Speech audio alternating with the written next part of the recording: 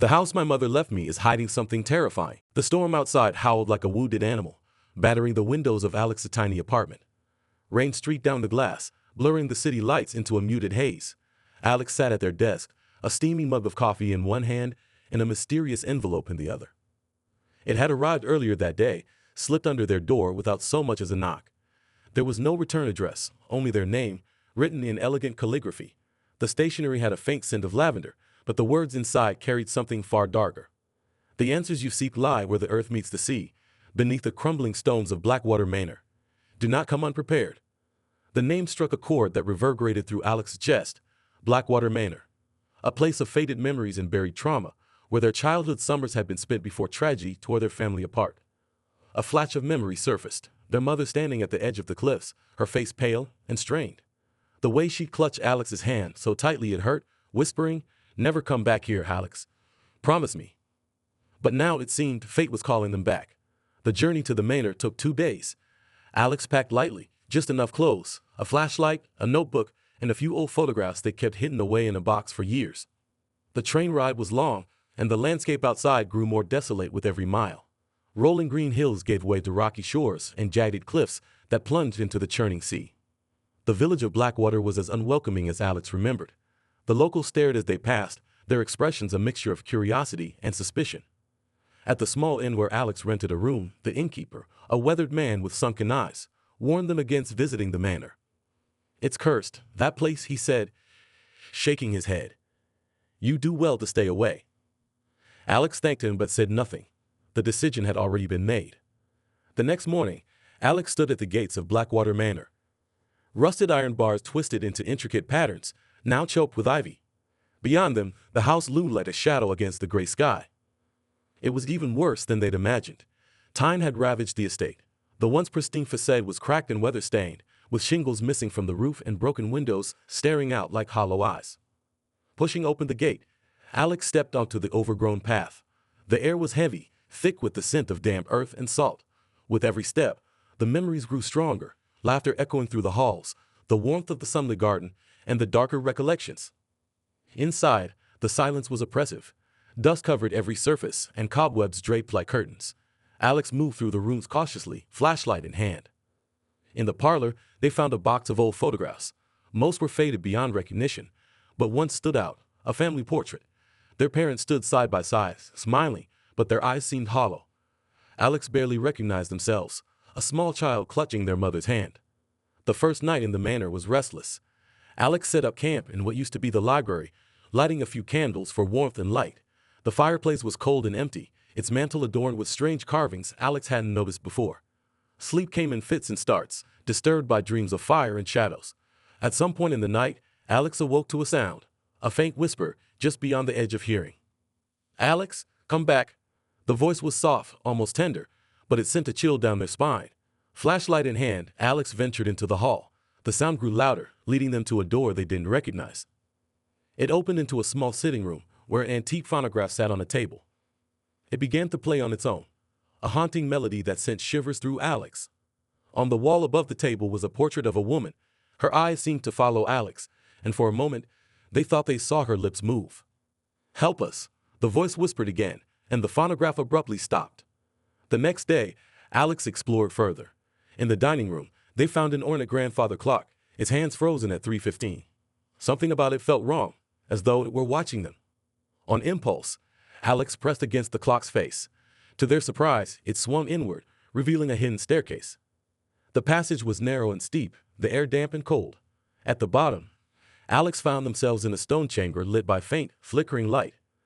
In the center was an altar, surrounded by strange symbols etched into the floor. It was here that the whispers grew louder, swirling around Alex in a cacophony of voices. "They're waiting," one voice said. "You shouldn't be here," another warned. As Alex backed away from the altar, a figure emerged from the shadows. She was translucent, her form flickering like a flame. "Alex," she said, her voice filled with sorrow. Alex froze. "Who are you?" "I am Eleanor. I once lived here, long before your time." Eleanor explained that the manor was built on a nexus of supernatural energy, a place where the veil between worlds was thin. The family had used this power for generations, but it came at a cost. "Your parents tried to put an end to it," she said, But the manor does not forgive. She revealed that the fire was no accident. It was part of a ritual gone wrong. Over the next few days, Alex pieced together the truth. Their parents had discovered the altar and the dark forces tied to it. They had tried to close the portal, but something had gone horribly wrong. Eleanor warned Alex that the portal was weakening again. Unless it was sealed, the entities on the other side would break through, unleashing horrors beyond imagination. "You are the last of the bloodline," she said. "Only you can stop it." The ritual required a sacrifice, a piece of Alex's soul. It was the only way to close the portal permanently. As Alex prepared, the manor came alive. Shadows writhed on the walls, whispers turned to screams, and the ground trembled beneath their feet. The final confrontation was a battle of will. Alex stood at the altar, reciting the incantation Eleanor had taught them. The air grew heavy, and the room was filled with a blinding light. For a moment, Alex glimpsed the abyss, a swirling void filled with eyes, teeth, and tendrils. It reached for them, but they stood firm, pouring their memories and emotions into the ritual. When it was over, the manor was silent. The portal was sealed, and the shadows were gone. Alex left Blackwater Manor as the sun rose, vowing never to return. The whispers of the abyss had been silenced, but the scars they left would remain forever. The journey back to the city felt heavier than the trip to Blackwater. Alex carried no luggage, but bore the weight of memories, truths, and losses they could hardly comprehend. The storm had cleared, and the train moved through fields washed clean by rain. Sitting in the corner seat, Alex stared out the window, the scenery blurring past. But their thoughts were elsewhere, still trapped in the hollow halls of Blackwater Manor, still hearing the whispers. They felt the faintest presence lingering, as though the house had left its mark, not just on their body, but on their soul. At the inn in Blackwater Village, before leaving, Alex had heard one final whisper, faint but distinct. "Thank you." It had been Eleanor. Her voice, no longer filled with sorrow, had been lighter, almost at peace. But peace eluded Alex. Questions remained. Back in the city, Alex tried to return to normal life. Work resumed. Days turned into weeks, then months, but the shadows of the manor followed them. Every now and then, Alex would catch a flicker of movement in the corner of their eye or hear the faint hum of that haunting melody from the phonograph. At night, the dreams came, vivid, suffocating visions of the abyss and the voices that had reached out to them. They pored over the journal they'd taken from the manor, a weathered leather-bound book they found hidden in the library. It contained notes written in their mother's hand, detailed accounts of rituals, warnings about the portal, and desperate pleas for a way to break the curse. One entry stood out. "The bloodline binds the abyss, but the cost grows with each generation. There is no escape, only postponement. Alex must never know." Reading those words, Alex's hands trembled. They realized the truth. Their family's connection to Blackwater Manor was not coincidental. They weren't just victims, they were guardians, bound by blood to keep the darkness contained. The manor had chosen them, and it would never let them go. It was a rainy evening when the first letter arrived. Alex found it slipped under their door, just like the one that had led them back to Blackwater.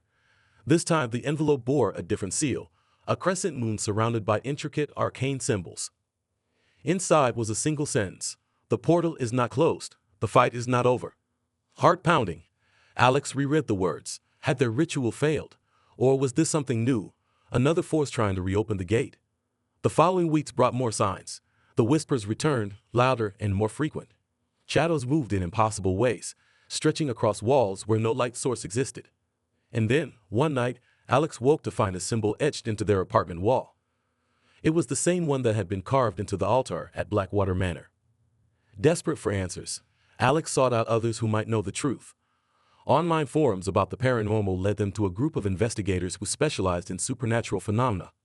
The group, known as the Veil Watchers, was skeptical at first, but when Alex showed them the symbol from their wall and described the events at Blackwater, their leader, a sharp-eyed woman named Serena, grew serious. "You're not the first to encounter this," Serena said. "The veil between worlds is weakening.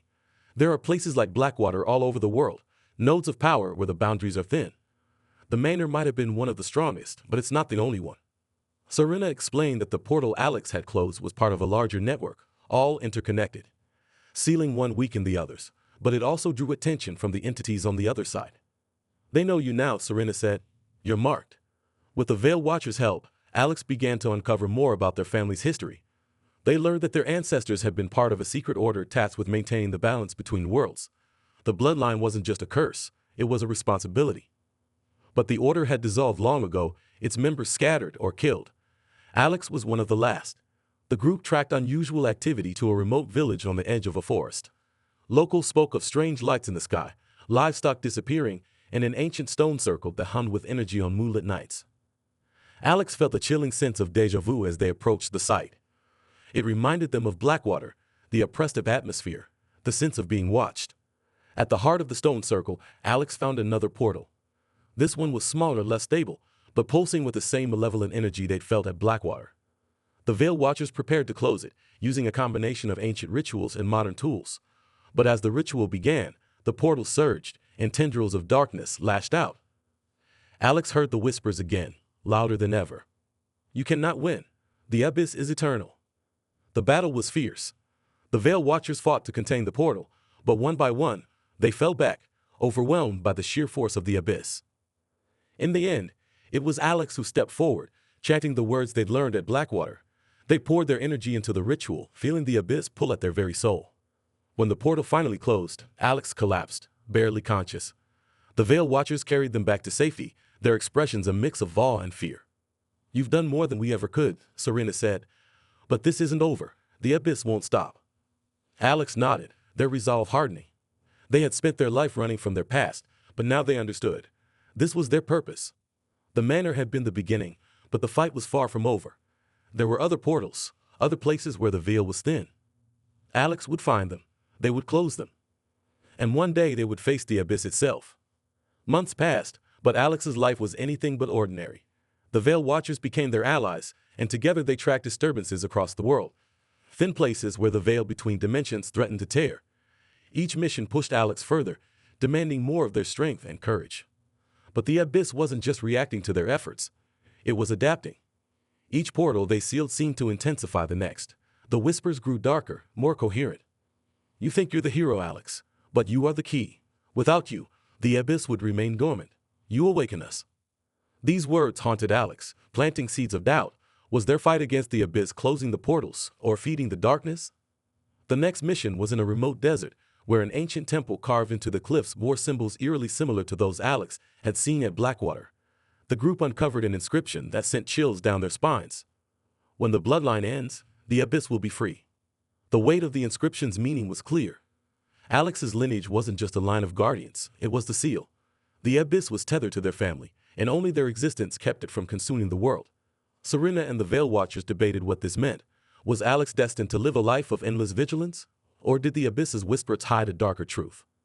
Alex couldn't shake the feeling that the abyss wanted them alive, that their very presence fueled its hunger. "If I'm the key," Alex said, "then maybe I have to be the one to lock the door permanently." The group was stunned. Serena protested, insisting there had to be another way. But Alex wasn't so sure. As they ventured deeper into the temple, the whispers intensified, blending into a deafening cacophony. Shadows danced unnaturally, forming shapes that hinted at things too vast and incomprehensible for the human mind. At the temple's heart, they found a massive portal, larger than any they had encountered before. It was unstable, pulsating with chaotic energy. The Veil Watchers prepared to perform the ritual to seal the portal, but the abyss fought back harder than ever. Tendrils of darkness lashed out, consuming 2 members of the group before anyone could react. Alex stepped forward, the whispers coalescing into a single booming voice. "You cannot stop us, Alex. You are part of us. Surrender, and the pain will end." But Alex had learned to recognize the abyss's lies. They reached into their bag and pulled out the family journal, flipping to the final page. A spell written in their mother's handwriting, one she had never been able to complete. The spell required more than words. It required the sacrifice of the bloodline itself. Serena screamed at Alex to stop, but Alex was resolute. They began chanting, their voice rising above the howling winds and shrieking shadows. The portal trembled, and the tendrils of darkness recoiled, as if in fear. "I am the key," Alex said, their voice steady. "And I am the lock." With the final words of the spell, Alex felt their body begin to dissolve, their essence merging with the portal. Memories flashed before their eyes. Blackwater Manor, their mother's face, the Veil Watcher's courage. The last thing they heard was the abyss's scream, a sound of pure rage and terror, before everything went silent. When the Veil Watchers emerged from the temple, the desert was eerily still. The sky was clear, the air quiet. The portal was gone, sealed forever. But so was Alex. Serena clutched the journal Alex had left behind, tears streaming down her face. she vowed that Alex's sacrifice would not be forgotten. The Veil Watchers returned to their mission, continuing to protect the world from the abyss, but they did so with a renewed sense of purpose, inspired by Alex's bravery. Years later, stories of Alex's heroism spread among those who believed in the unseen. Their name became a legend, a symbol of sacrifice and hope in the face of darkness. And in the quiet corners of the world, where the veil remained thin, some claimed to hear a whisper on the wind, a voice, calm and resolute, that said, "The lock holds."